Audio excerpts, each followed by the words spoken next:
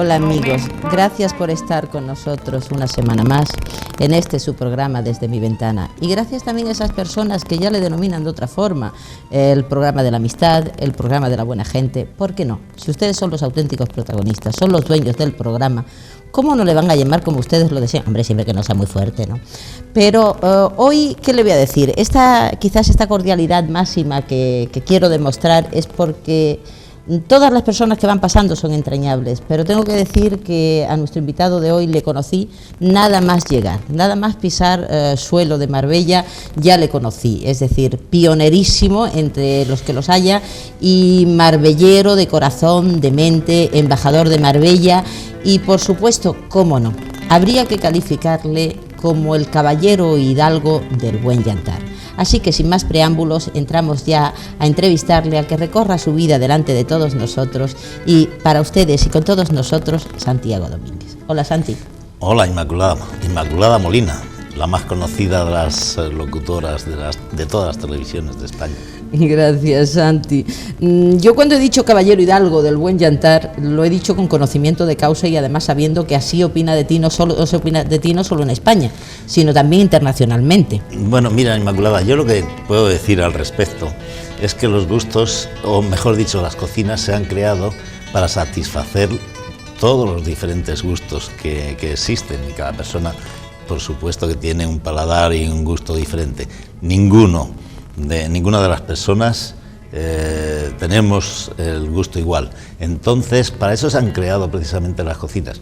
Para unos una cocina puede ser buena y para otros puede ser mala, pero lo que hay que hacer siempre es buscar ese gusto, digamos, ese paladar que satisfaga al mayor público posible. Eso es lo que la idea que tengo yo de la cocina, vaya. Y además tú naces en tierras de hidalguía realmente, porque naces en Badocondes, ¿no? Exactamente, es un pueblo de la provincia de Burgos, cerca en la Ruta del Cordero, donde en la antigüedad, ya en la época de los árabes, pues hicieron allí una cantidad de bodegas, aquellas bodegas que estaban metidas debajo de la montaña y que tenían una temperatura natural, bueno, la siguen teniendo todavía algunas. Porque ya no todas las bodegas son modernas, sino todavía se siguen conservando algunas de esas bodegas tan interesantes que había bajo tierra, ¿no? Creo que hay una leyenda, anécdota, justo muy cerca de donde tú naciste, de doña Elvira y doña Sol, las hijas del mío Cid, ¿no? Sí. Es algo bonito, creo que hay que recordar. Bueno, efectivamente, es que yo soy de un pueblo que se llama Badocondes, y es donde pasaba la antigua carretera o camino de las diligencias de Burgos, Madrid. Ahora actualmente se desvió hace ya muchos años, o casi un siglo o más, y ahora ya pasa justo por Aranda de Duero y es, claro, el camino más corto. Pero entonces tenían que ir buscando pues cómo atravesar los ríos y se llamaba el Vado de los Condes, porque efectivamente en aquella época los que viajaban eran los condes y los marqueses o reyes. Sobre todo en diligencia. Los que viajaban en diligencia, porque bueno, había otros medios que eran los burros, los mulos y caballos, ¿no? Pero ¿quién tenía un caballo entonces? O lo que decía antes, ¿quién viajaba en diligencia? Nada más que los superdotados económicamente o socialmente. Entonces, por ahí pasaban precisamente, vadeaban el río Duero y por eso se llama el pueblo así. Y se da una circunstancia y es que precisamente allí, yo le oí a mi abuelo cuando yo era un niño, tendría 3 años y pico, pero eso lo recuerdo perfectamente, que me tenía mi abuelo cogido de la mano y le estaba explicando a otro viejo del lugar. Dice, mira, aquí existía un castaño, según me dijo mi abuelo, él se lo estaba diciendo a otro viejo de allí. Y dice, donde tuvieron amarradas a las hijas del Cid. Y es factible, porque los castaños son, como ustedes saben, son milenarios, y según las estadísticas parece ser que el castaño estuvo allí, y que, bueno, algunos antiguos todavía dicen de haberlo oído de sus antepasados, o por lo menos de sus abuelos, como fue mi caso, que era un caso real. Y bueno, es un castaño falso, no falso, sino las castañas locas, esas que son más redonditas, pero que son las castañas de la suerte, le llaman, ¿no? Es una tradición que hay. Pues efectivamente es ahí en ese pueblo y precisamente en el camino donde estaban o pasaban las diligencias en la antigüedad. Y además tú tomas la aventura por tu cuenta, puesto que tienes una precocidad increíble y te vas a la mili con 13 años. Sí, efectivamente. Yo tenía un familiar, un pariente, amigo de mi familia. Esa foto es de 13 años, ¿no? Sí, 13 años tenía ahí, fue además nada más ingresar, como ves, ahí íbamos bien abrigados porque era en el mes de febrero y allí había que abrigarse bien. Pues me parece que cuando me hicieron esa foto haría pues unos 20 grados bajo cero precisamente, ahí en esa época. Antes hacía más frío que ahora, Inmaculada, no sé qué es. Y se te paga uno más, ¿no? No sé qué es lo que ha pasado. Pero entonces hacía muchísimo frío. Y lo que ocurría que tenían que darte unos capotes de esos que pesaban, pero recuerdo, ese capote casi no podía con él, pero pesaba 10 o 12 kilos, años. Vaya. Y luego, como nosotros hacían a la medida precisamente, pues ahí parece que estoy un poco destartalado. Pero Santi, ¿por qué con 13 años? Bueno, la verdad es que en los pueblos... Ahora la necesidad, todos los que nacen ahora, los jóvenes, les hablas de las necesidades que hemos pasado, que pasamos nosotros, y dicen, bueno, pues si no lo creen como una cosa de historia, como así es, gracias a Dios, que ya las necesidades de alimentación no son las que había entonces, y bueno, pues ahora lo que hace la gente que eso lo ha dejado como una historia. Pero entonces había una necesidad muy grande, la posguerra. Yo nací en el 38 y yo lo que recuerdo perfectamente es la posguerra y recuerdo que, o casi todo a partir de los 3 años en adelante, hasta muy duro. Sí, hasta los años 50 o 52, que fue cuando ya empezó España a generar alimentos. Qué bonito, y Santi, estás en plan galán, ¿eh? Esta foto no nos la diste tú. No. Esta tiene sorpresa. Está sacada de una cartera que te lleva junto a su corazón, ¿eh? Así que fíjate lo que investigamos por ahí. Ay, pues esa igual te la dio mi mujer, ¿no? Claro.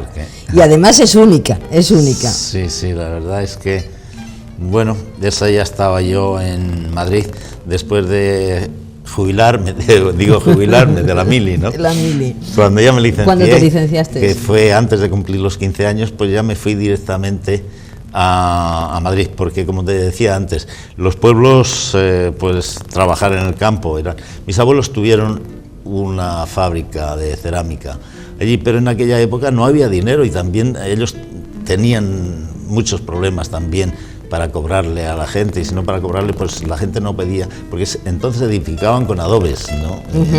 Y antes que con ladrillo y teja y todo esto, y cerámica.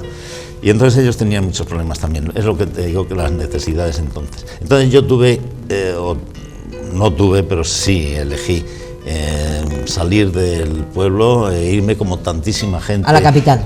A la capital y buscar pues un poquito ese medio de vida que te supere un poco y que te ayude a vivir. Y eso es lo que hice yo. Entonces ya cuando terminé a los 14 años el servicio militar, estuve 20 meses. ¿Dónde lo hiciste? En sanidad militar, pero en la banda militar. Estuve donde yo tocaba el trompetín de órdenes y tambor, ahí se me ve con el tambor. Es decir, tú eras el que despertaba a todo el mundo, tocabas diana. Sí, bueno, tengo una anécdota, y es que en unas maniobras militares, pues el general me puso encima del jeep porque no se me veía, como era el más chico, y entonces dijo estas palabras, dice, coño, súbete encima del jeep, que se te vea y que se te vea. Qué lindo. Y entonces así lo hice. Santi, vas a Madrid y la verdad es que estuviste con grandes firmas y grandes personas del mundo de la restauración, entre otras, por ejemplo, Perico Chicote. ¿Nos puedes contar algo de tu paso por Madrid? Sí, efectivamente, yo me inicié en una taberna pequeñita, pero que era de mucho... Tenía una... digamos que conocía, todo el mundo la conocía, y era donde iban los toreros antiguos allí a hacer sus comentarios. Se llamaba El Vargueño, en una calle cerca de Cuatro Caminos. en Bravo Murillo. ¿Tu colegio, no, Santi, en el Monitor? Ay, ahí está, sí, eso es precioso. Eso es donde yo estudié hasta que me fui al servicio militar, hasta los 13 años. Ahí era donde hay dos colegios, ese y otro de al lado, que era de las chicas. ¿Esa foto está tomada después? Sí, esa foto ya está un montón de años después. Yo había crecido ya un montón, Inmaculada. Y estábamos con Madrid, Perico, Chicote y todo eso, que ahí realmente es quien te da el gusanillo del buen hacer, porque la verdad, Santiago, desde que yo te conozco y que llegué aquí, tú ya estabas evidentemente instalado, tú siempre has tenido la comida del buen hacer, el marisco del buen hacer, es decir, todo lo más exquisito. Siempre has trabajado con exquisitez, incluso en los chiringuitos. Entonces, ¿aquello te lo dio Madrid? Digamos que ese punto de partida hacia ahí, ¿te lo dio Madrid? Sí, efectivamente, yo tuve que seguir mis estudios y siempre lo hacía orientado hacia aquello que estaba haciendo, que era trabajo. Luego, desde ese bar que te dije que yo me inicié, donde se hacían ya algunas tapas muy graciosas, era una señora que cocinaba muy bien.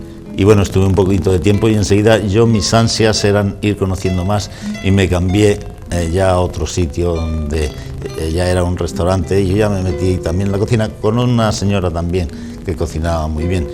Y bueno, pues alternaba con el comedor, la barra y cocina, y así me fui creando. Luego mis horas libres, digo, porque figúrate que yo me levantaba a las 5:30 de la mañana y lo que hacía, que entraba a las 6 y luego terminaba a las 2 de la tarde. Tenía que comerme un bocadillo por el camino e irme a una academia donde estaba estudiando idiomas. Y luego por la tarde también me iba otro par de horas a una escuela de hostelería. Me pagaba todos los gastos que yo tenía, lo pagaba con mi trabajo. En uno de los establecimientos, el dueño se portó muy bien conmigo, por cierto, me vio que estaba un poco demacrado y que me había quedado muy delgado por el exceso de trabajo, porque yo una vez estuve 15 días quedándome dormido encima de una mesa estudiando y ya ponía el despertador encima porque sabía que me fuerza de voluntad auténtica.